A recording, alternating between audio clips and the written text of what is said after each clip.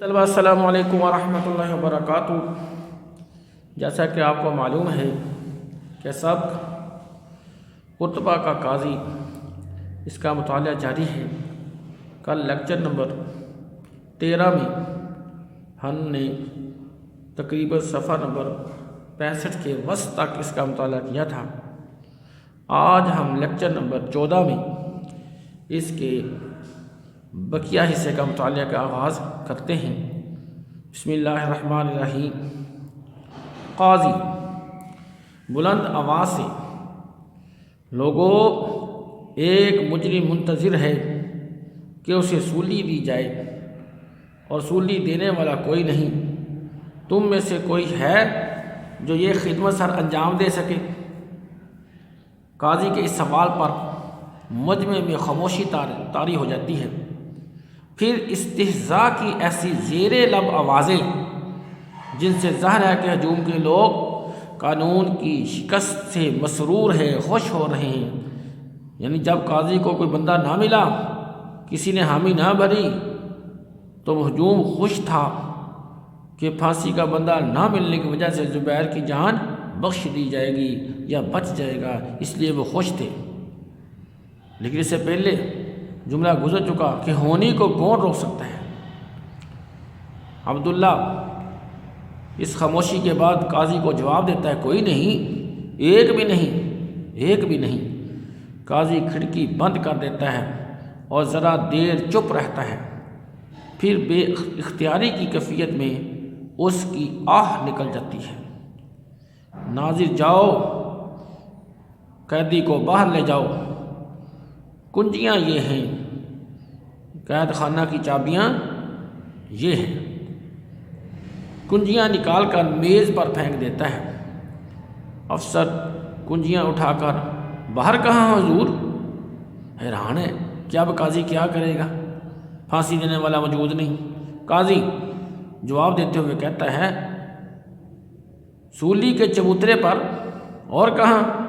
جلدی، وقت ضائع مت کرو۔ سپاہی جاتے ہیں۔ آہستہ سے، عبداللہ دعا کرو کہ اللہ تعالیٰ اس کی مغفرت کرے اور اس کی روح کو اپنے جوار رحمت میں جگہ دے۔ عبداللہ ہیبت زدہ ہو کر، خوف زدہ ہو کر منہ ہی منہ میں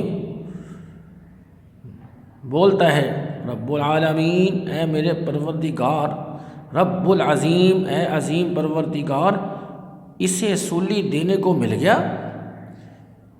کیا قاضی کو سولی دینے والا آدمی میسر آ گیا؟ اسے سولی دینے کو کوئی مل گیا ہے؟ عبداللہ باہر جاتا ہے۔ افسر سلاخوں والا دروازہ کھول کر جہاں اس کا بیٹا قید ہوتا ہے اندر داخل ہوتا ہے۔ باقی ساتھی باہر ٹھہرے رہتے ہیں۔ گلی اندھیری ہے۔ سلاخوں والے دروازے کے اندر اور زیادہ اندھیرا ہے۔ اس اندھیرے میں صرف اتنا معلوم ہو پاتا ہے کہ قیدی باہر آیا۔ افسر اس کے پیچھے گلی میں آتا ہے۔ قاضی اس طرف پیٹھ کیے ساتھ کھڑا ہے۔ قیدی سر پھیر کر، سر گھما کر اسے دیکھتا ہے۔ ناظر عدالت کے آدمی اس کے آگے اور پیچھے کھڑے ہو جاتے ہیں اور گلی کے راستے باہر لے جاتے ہیں۔ آہستہ آہستہ ان کے قدموں کی آواز غائب ہو جاتی ہے۔ قاضی اب تک بت بنا کھڑا ہے۔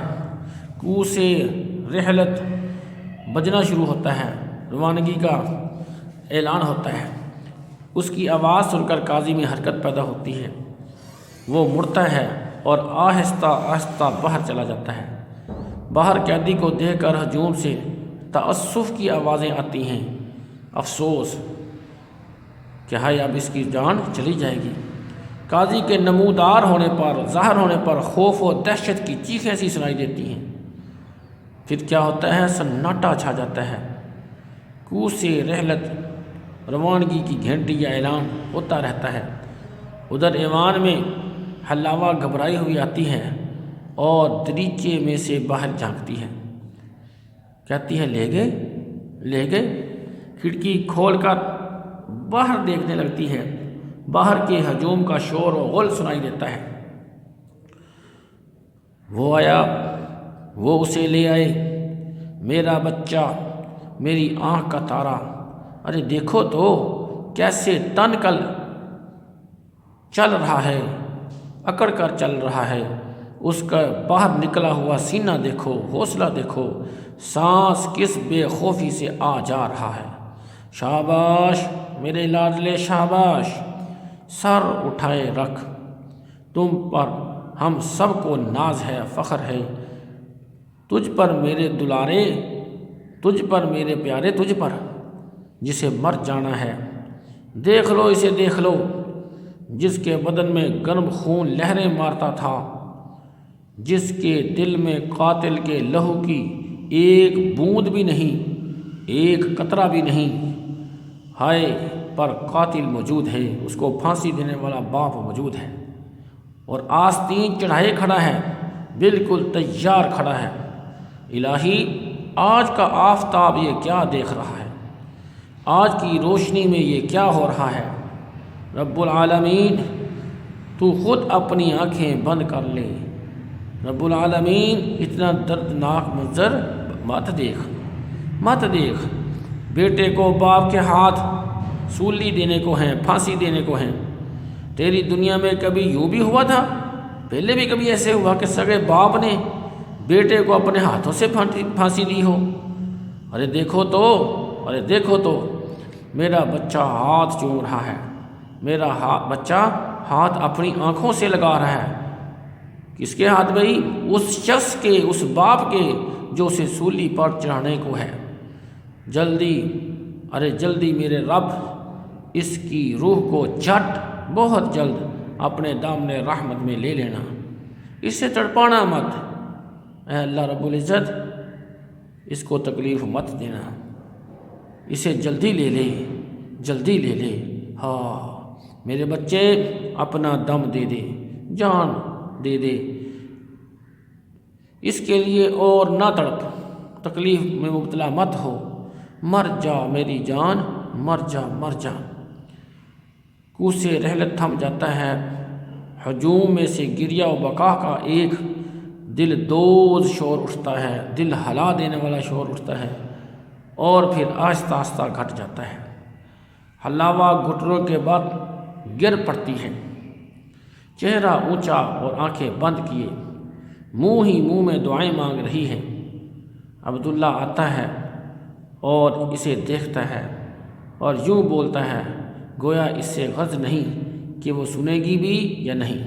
عبداللہ اب بھی دعا مانگ سکتی ہے۔ رب العالمین اگر میں دعا مانگ سکتا اور میری دعا قبول ہو سکتی تو ایک موت اور ہوتی۔ اس کے آخری الفاظ حلاوہ سن پاتی ہے، دعا بند کر کے آنکھیں کھولتی ہے اور اس کی طرف مڑتی ہے۔ اس وقت گلی میں قاضی کے بھاری بوجھل آہستہ قدموں کی آواز سنائی دیتی ہے۔ حلاوہ کھڑی ہو جاتی ہے اور بے حس و حرکت مگر متوقع انداز میں کھڑی رہتی ہے۔ عبداللہ کو بھی قدموں کی آواز سنائی دیتی ہے، موڑ کر دیکھتا ہے اور ایک طرف ہٹ جاتا ہے۔ عبداللہ وہ آ رہا ہے، عورت دیکھ، قاتل آ رہا ہے اور اس کی روح پر کالی رات چھائی ہوئی ہے۔ قاضی داخل ہوتا ہے، لڑکھڑا رہا ہے مگر انتہائی قوت ارادی سے کام لے کر سنبھلنا چاہتا ہے۔ گلی میں سلاخوں والے دروازے کو دیکھ کر رک جاتا ہے، کھوئی ہوئی نظروں سے اسے دیکھتا ہے، افسردہ نظروں سے دیکھتا ہے، افسوس کرتا ہے کہ اسی کمرے میں چند لمحے پہلے میرا بیٹا زندہ موجود تھا اور اب اس کی لاش سولی پر لٹک رہی ہے۔ اوپر کے دروازے تک پہنچتا ہے، پھر کھوئی ہوئی نظروں سے اسے دیکھتا ہے اور پھر ضعف کو سنبھالتا ہے، اپنی کمزوری کو پر کنٹرول کرنے کی کوشش کرتا ہے اور آگے بڑھتا ہے۔ ایوان میں آتا ہے، مڑتا ہے اور سیڑھیاں چڑھنے لگتا ہے۔ اوپر کے دروازے تک پہنچتا ہے، اندر داخل ہوتا ہے۔ اندر سے زنجیر کھلنے اور تالے میں کنجی گھومنے کی آواز آتی ہے۔ ذرا سی دیر میں اوپر کی منزل کی کھڑکی سے اس کا ہاتھ نکلتا ہے اور کھڑکی کو بند کر کے اندر سے مکفل کر لیتا ہے، تالا لگا لیتا ہے۔ اس نے دروازہ بند کر لیا، حلاوہ کہتی ہے، اس نے اپنے آپ کو بند کر لیا، یہ دروازہ اب کبھی نہ کھلے گا، ہم اب اسے کبھی نہ دیکھ سکیں گے، کبھی زندہ نہ دیکھ سکیں گے۔ عزیز طلباء، اس طرح ہمارا سبق ختم ہوا۔ کیا آپ نے دیکھا، اسلام عدل و انصاف کا دین ہے۔ اسلام اعدلوا ہوا اقرب للتقوی کا حکم دیتا ہے، عدل کرو کہ وہ تقوی کے قریب ہے۔ قرآن کہتا ہے ان اللہ یحب المقسطین، بے شک اللہ رب العزت انصاف کرنے والوں کو پسند فرماتا ہے۔ حضرت علی رضی اللہ تعالی عنہ کا ارشاد ہے کہ کوئی بھی معاشرہ ظلم پر قائم نہیں رہ سکتا۔ معاشرہ کفر پر تو قائم رہ سکتا ہے لیکن ظلم پر قائم نہیں رہ سکتا۔ اگر کسی معاشرے میں عدل و انصاف ختم ہو جائے تو اس کا وجود جو ہے برقرار رہنا ناممکن ہو جاتا ہے۔ فاطمہ نامی عورت نے جب چوری کی تو رسول اللہ صلی اللہ علیہ وسلم کے ہاں جب سفارش کی، آپ صلی اللہ علیہ وسلم کا چہرہ مبارک سرخ ہو گیا تھا اور انہیں یہی فرمایا تھا کہ تم سے پہلے قومیں اس لیے ہلاک ہوئیں کہ جب کوئی طاقتور ظلم کرتا تو اسے سزا نہ دی جاتی، اور اگر کوئی کمزور ظلم کرتا تو اس سے اس کی سزا دی جاتی تھی۔ لیکن دور اسلام میں عدل و انصاف کی بے شمار مثالیں موجود ہیں۔ اس سلسلہ میں حضرت عمر رضی اللہ تعالی عنہ کی مثالیں ہمارے سامنے ہیں۔ لم یعرف بالعدل کما عرف بن خطاب بالعدل، کہ عدل میں اتنی شہرت کسی کی نہیں ہوئی جتنی کہ حضرت عمر رضی اللہ تعالی عنہ کے دور میں ہوئی۔ تو اس قرآن میں واضح ہے کہ کسی قوم کی دشمنی تمہیں عدل سے نہ روک دے۔ اسی طرح عدل رشتہ داروں کے ساتھ، ولو کان ذا قربی، اگرچہ وہ تمہارے رشتہ دار ہی کیوں نہ ہوں، دونوں اطراف، دونوں معاملات میں عزیز طلباء ہم کو انصاف کے دامن کو تھامنا ہے۔ دشمن سے بھی عدل کرنا ہے، اس سے زیادتی کی، ظلم کی اجازت نہیں ہے۔ اسی طرح قریبی رشتہ دار جب ہو تو اسے کسی قسم کی رعایت یا کسی قسم کی اس کو ڈھیل دینا، اس کی بھی اجازت نہیں ہے۔ نہ غیروں پر ظلم، نہ اپنوں کو ڈھیل، اسے ہی انصاف کہتے ہیں۔ اور جب انصاف ہوتا ہے تو معاشرے کا بول بالا ہوتا ہے۔ اللہ رب العزت ہمیں بھی اپنے زندگی کے معاملات میں عدل سے کام لینے کی توفیق عطا فرمائے۔ آج کا ہمارا لیکچر ختم ہوا۔ السلام علیکم ورحمۃ اللہ وبرکاتہ۔